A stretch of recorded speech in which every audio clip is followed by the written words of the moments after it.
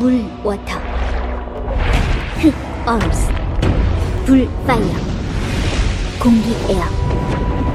아바타 아앙의 전설. 남쪽 물의 부족 출신의 카타라와 소카라는 남매가 물, 흙, 불, 공기에 통달하여 세계의 평화를 가져오는 아바타라는 직책을 부여받은 아앙이라는 소년과 함께 불의 제국이 일으킨 100년 전쟁을 종식시키기 위한 여정을 그린 니켈로데온에서 2005년부터 2008년까지 방영했던 만화로 주코, 아이로, 토프, 아줄라 등의 매력적인 캐릭터들과 탄탄한 설정과 세계관, 전체 이용가임에도 불구하고 유치하지 않은 스토리와 연출 등으로 전세계 시청자들에게 깊은 인상을 남긴 만화입니다. 이번에는 이 만화에 대한 알아도 쓸데없는 TMI를 알아봅시다. 이 만화의 초기 컨셉은 천년 전 고대 문명에서 온 아앙이라는 이름의 양치기 로봇 소년에 관한 이야기였다고 합니다. 이런 비인간 컨셉과 단순한 디자인으로 캐릭터를 구성했던 이유는 작업 당시 아이들에게 인기 있던 비인간 캐릭터인 네모바지 스펀지밥처럼 저연령 시청자들에게 어필하기 위함이었다고 합니다. 그러나 해리포터, 반지의 제왕같이 어느 한 영웅의 이야기를 원했던 제작진들은 초기 구상했던 설정과 세계관을 대폭 갈아엎어 징후가 같은 동양풍 판타지 만화를 제작하게 됐습니다. 이 작은 원숭이 로봇은 여우 원숭이 모모의 초안이며 옆에 로봇 북극곰의 디자인은 아앙의 전설 후속작인 코라의 전설에서 재활용됐습니다. 공동 제작진 중 한 명인 마이클은 영국의 어니스트 세클턴의 남극 횡단 내용을 다룬 다큐멘터리를 보고 남극처럼 사람이 살기 힘든 척박한 환경에서 살아남은 물의 부족과 그들을 위협하는 불의 제국이라는 아이디어를 떠올렸다고 합니다. 스토리는 단순히 주인공 일행, 팀 아바타가 불의 제왕 오자이를 막는다는 거였으나 오자이 한 명만 악당으로 두기에는 부족하다 판단해서 불의 제왕의 아들이지만 추방당했다는 컨셉의 주코라는 캐릭터를 추가했다고 합니다. 니켈로디언 관계자들에게만 공개된 아앙의 전설 파일럿 에피소드는 평가와 반응이 아주 긍정적이었다고 하며 우선 13개의 에피소드를 제작해달라는 요청이 왔다고 합니다. 그래서 푸른 가면을 쓴 의문의 남성이 불의 제국 병사들에게 붙잡힌 아앙을 구하는 에피소드인 파란 가면의 남자가 마지막 화가 될 뻔했습니다. 원래 이 가면은 빨간색이었고 그에 맞게 에피소드 제목도 빨간 가면의 남자가 될 예정이었습니다. 4가지 기본 밴딩 외에 정령, 얼음, 식물, 용암, 금속, 소리, 피,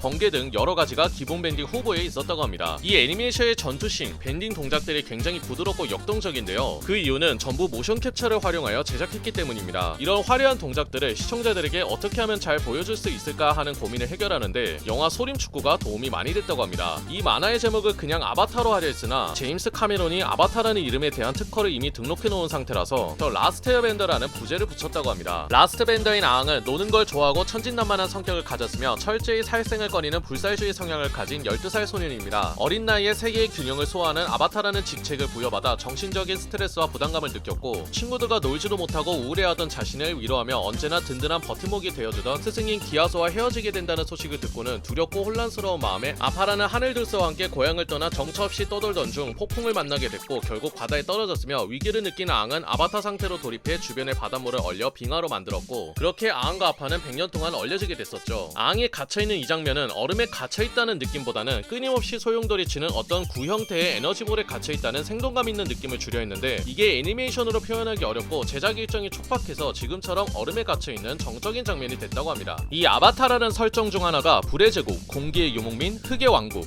물의 부족 순서대로 환생한다는 것인데요. 불의 제국 출신의 로크라는 전대 아바타가 사망했기에 공기의 유목민에서 아바타의 환생이 태어날 것이며 이 유목민 소속의 스님들이 아앙이 아바타의 환생이라는 것을 알게 된 경위가 아앙이 어렸을 때 가지고 놀았던 이 4개의 장난감들 때문인데요. 과거의 아바타들, 아앙의 전생들이 선택했던 물건들이었기 때문에 다른 수천 개의 장난감들을 제치고 이 4개만 가지고 놀던 아앙을 보고 아앙이 아바타라는 것을 알게 된 것입니다. 공기의 유목민의 모티브가 된 티베트 불교에서는 달라이라마가 사망하면 윤회에 의거하여 그의 의식이 다른 아이의 몸으로 환생한다고 믿고 있는데요. 이런 환생자를 찾기 위한 의식 중 하나가 환생자의 후보가 전생의 자기 유품을 식별할 수 있는가라고 합니다. 아앙의 이마에 그려진 이 화살표의 의미는 에어밴딩을 마스터했다는 뜻입니다. 항상 대머리인데 매일 아침에 머리를 깎아서 그렇습니다. 아바타 상태로 들어갈 때 이 특유의 안광 연출은 프리클이라는 만화에서 따온 것입니다. 100년 전 냉동식품 상태가 되기 전에 붐이라는 이름의 뛰어난 어스밴더이자 괴짜 천재 친구를 사귄 적이 있습니다. 그런데 놀랍게도 100년이 지난 만화 현재 시점에서도 붐이는 근육질 몸짱 할아버지 상태로 살아있었죠. 원래 마르고 좀 허약해 보이는 체형으로 디자인될 예정이었으나 지금처럼 강해 보이는 모습으로 변경됐다고 합니다. 이 붐이라는 단어의 뜻이 땅입니다. 설정상 에어밴더들은 세계에서 2번째로 코골이가 크다고 합니다. 있습니다. 첫 번째는 하늘들소라고 합니다. 이 동물의 초안은 지금보다 크기가 몇 배나 더 컸으며 나선형 뿔을 가졌었으나 애니메이션으로 그리기 힘들어서 지금과 같은 단순한 형태의 뿔로 변경됐습니다. 이 동물의 디자인의 모티브는 이우치 토토로의 고양이 버스입니다. 아앙과 아파가 100년 동안 얼려져 있을 사이에 소진이라는 이름의 불의 제왕은 자신의 세계 정복 야망을 막을 새로운 아바타의 싹을 짓밟기 위해 아앙이 속해 있는 공기의 유목민들 뿐만이 아닌 이 하늘들소들도 전부 학살해버렸습니다. 그래서 아앙이 라스트 에어밴더인 것처럼 아앙과 함께 다니는 이 아파도 마지막 하늘들소입니다. 근데 정작 후속작에서는 개체수가 많아졌는데 2011년 샌디에고 코미콘에 따르면 아앙이 전쟁을 종식시킨 이후 세계 이곳저곳을 떠돌아다니다가 어떤 섬에서 야생 하늘들소들을 발견했다고 합니다. 이 아파라는 이름은 한국어인 아빠에서 따왔다고 합니다. 아빠 옙옙 라고 명령하면 날고 좁은 동굴을 싫어하며 큰 덩치에 맞게 꽤 좋은 전투력을 가지고 있는 아앙의 절친한 동물 친구이자 팀 아바타의 좋은 이동 수단이죠. 아파 말고 아앙에게는 또 한 마리의 동물 친구가 있는데 모모라는 이름의 여우원숭이입니다. 아앙이 100년 만에 깨어나고 오랜만에 방문한 자신의 고향 남쪽 공기의 사원에서 만났던 동물인데요. 이 캐릭터의 초기 설정 중 하나가 아앙의 스승의 환생이었다고 합니다. 사실 모모와 아파는 사람 말을 할 줄 압니다. 너 말이야. 아무래도 나사가 하나쯤 빠진 것 같아. You've got to take care of yourself.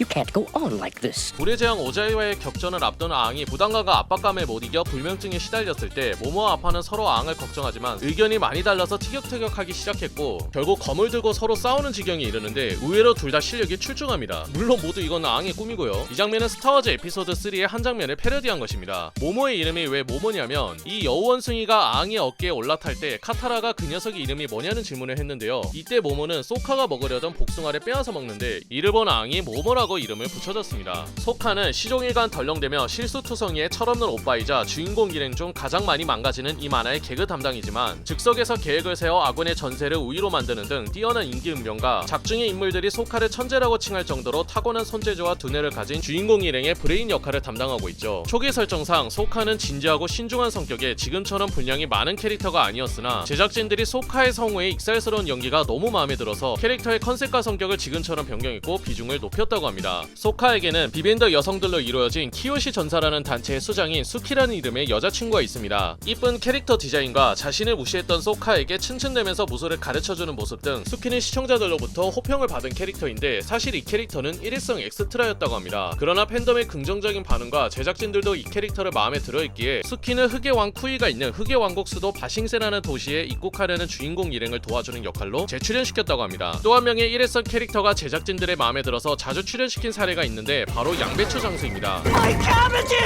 등장할 때마다 애지중지 키워온 양배추들이 자주 파괴당하는 고통을 겪는 캐릭터인데요. 이 캐릭터도 앞에서 말한 바식세라는 도시에 입국하려 하는데요. 여기서 검문소 직원이 몇 번이나 말했어. 채소는 실을 수가 없다니까. 애벌레 한 마리가 바싱새 전체 생태계를 위협할 수도 있다고. 경비원이라고 말하고 경비원이 양배추를 개박살을 내버리는데 이 날아가는 양배추 파편들을 잘 보면 진짜로 벌레가 한 마리 있습니다. 소카가 주로 쓰는 무기는 부메랑입니다. 언제 한 번은 토프가 소카에게 캡틴 부메랑? 라고 말한 적이 있는데 이는 DC 코믹스에 나오는 빌런들 중 한 명인 캡틴 부메랑을 언급한 것입니다. 선천적인 맹인이지만 어린 시절 동굴에서 만난 어스밴딩의 기원인 오소리 두더지들로부터 어스밴딩을 배운 토프 베이퐁은 땅의 진동을 통하여 상대의 심장박동을 감지해 거짓말을 판별하는 능력을 가지고 있으며 마을에서 개최되는 어스밴딩 대회에서 맹인 전사라는 이명으로 활동하여 챔피언이라는 타이틀을 놓치지 않는 뛰어난 어스밴더로 소카에게 뒤처지지 않는 개그신과 호전적인 성격, 가녀린 겉모습에 반대되는 토프 특유의 묵직한 어스밴딩 연출 등 뛰어난 캐릭터성으로 팬들에게 인기가 아주 많은 캐릭터입니다. 주인공 일행, 팀 아바타 중 유일하게 풀네임이 공개된 캐릭터입니다. 토프의 초기 설정은 지금처럼 귀엽고 가녀린 소녀가 아닌 근육질 몸매와 터프한 성격을 가진 16살 소년이었다고 합니다. 오프닝에서 어스밴딩을 하고 있는 이 캐릭터가 토프였다고 합니다. 토프가 참가했던 이 어스밴딩 대회 이름이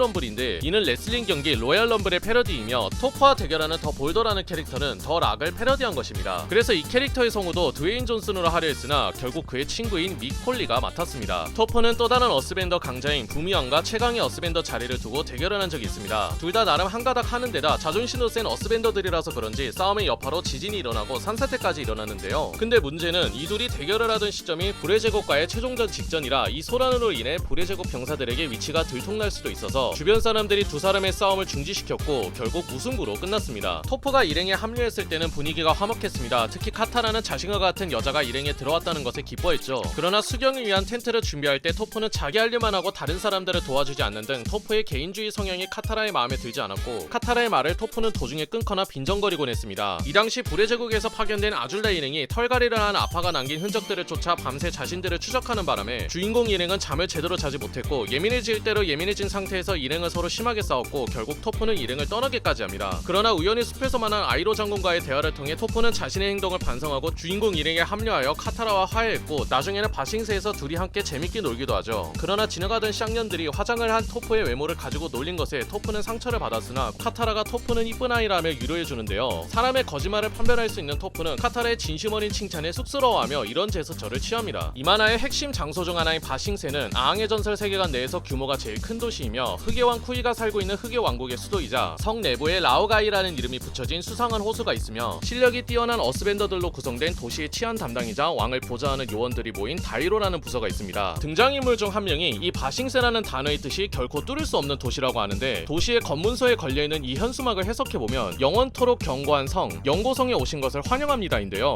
즉, 이 영고성이 바싱세의 진짜 뜻입니다. 이 도시 디자인의 모티브는 중국의 자금성, 만리장성 등이라고 하며, 제작진들의 DVD 코멘터리에 따르면 도시 내부의 디자인은 양쯔강 근처 도시에서 큰 영감을 받았다고 합니다. 흑의 왕 쿠이가 키우는 이 곰의 이름이 보스코인데, 제작진들 중 한 명이 키우는 강아지 이름에서 따온 것이라고 합니다. 토프가 주인공 일행에 합류하기 전 유일한 홍일점이었던 카타라는 오빠인 소카보다 일찍 철이 들었는지 팀 아바타 중 가장 성숙하고 책임감이 있으며, 뛰어난 워터밴딩 실력으로 어려움에 처한 사람들을 기꺼이 도우려는 정의롭고 따뜻한 성격의 소녀죠. 그녀의 초기 이름은 카야라는 이름이었습니다. 그러나 이 이름을 사용한 비디오 게임이 이미 있었기에 주인공의 이름으로는 부적합하다는 의견이 내부에서 나와 지금과 같은 카타라로 변경됐다고 합니다. 또 다른 이름 후보로는 칸나가 있었습니다. 카타라라는 이름의 뜻은 물방울이라고 합니다. 남쪽 물의 부족에서 워터밴더는 카타라 혼자였다 보니 워터밴딩을 가르쳐줄 스승이 없었기에 아앙을 처음 만났을 당시 카타라의 워터밴딩은 그저 아이들의 물장난에 불과했지만, 북극에서 파쿠라는 스승에게 가르침을 받고 여러 산전수전을 겪으면서 강력한 워터밴더로 성장하죠. 이때 파쿠는 카타라와의 대련에서 패배한 어느 한 학생한테 Nice try, pupil Sangok. A couple of more years and you might be ready to fight a sea spun. 라고 말하는데, 이 해면동물은 스펀지밥을 말하는 거라고 합니다. 카타라 바로 이전 세대 남쪽 물의 부족에 하마라는 이름의 워터밴더가 한 명 있었습니다. 그녀는 불의 제국의 침략에 끝까지 맞서 싸웠으나 결국 붙잡혀 포로가 되었고, 워터밴딩을 쓰지 못하게 단 한 방울의 물기조차 허락되지 않은 건조한 지하 감옥에서 수십 년 동안 지내다가 모든 생명체의 몸속에 물이 있다는 것을 깨닫게 되고, 사람을 꼭두가시처럼 조종할 수 있는 블러드밴딩을 창조했죠. 그렇게 블러드밴더가 된 그녀는 감옥에서 탈옥했고, 어느 한 마을에서 지내던 중 숲속에서 캠핑을 하고 있는 주인공 일행을 만나게 되고, 자신과 같은 워터밴더인 카타라에게 블러드밴딩을 강제로 전수했죠. 이 하마라는 이름은 피를 뜻하는 헤이마에서 가져온 것으로 보입니다. 카타라는 자유투사단이라는 조직을 이끄는 제트라는 남성에게 첫눈에 반한 적이 있습니다. 그러나 불의 제국 병사들을 없애기 위해 죄 없는 마을 사람들까지 희생시키려는 제트의 극단적인 모습에 크게 실망했죠. 이 캐릭터의 디자인은 카우보이 비밥의 스파이크에서 영감을 받았으며, 이름은 스파이크의 동료들 중 한 명인 제트 블랙에서 가져왔다고 합니다. 시간이 흘러 주인공 일행은 바싱세에서 제트와 재회했으나, 바싱세의 라오가이 호수 지하 비밀기지에서 벌어진 전투의 여파로 제트는 치명상을 입게 되죠. 이때 자신을 치료하려는 카타라에게 난 괜찮으니 어서 나가라고 말하지만, 토프는 제트가 거짓말을 하고 있다고 말했고, 자유투사라는 중 한 명이 울고 있는 점, 그리고 이후에 등장이 없는 것으로 보아 제트는 사망한 것으로 보이는데요. 불의 제국과의 최종전 직전에 주인공 일행이 그동안 겪은 이야기를 연극 형태로 연출하여 정리한 시즌3의 연극 관람이라는 에피소드에서 이 지하 비밀기지에서 있었던 일, 그러니까 제트가 죽는 부분도 좀 추하게 나오는데요. 이걸 본 주인공 일행이 Did Jet just die? You know, it was really unclear. 라는 대사가 나와서 제트는 사실 살아있는 게 아닐까 하는 루머가 돌기도 했습니다만, 에피소드의 비하인드 스토리를 다루는 아바타 엑스트라즈에 따르면 제트는 죽었다고 합니다.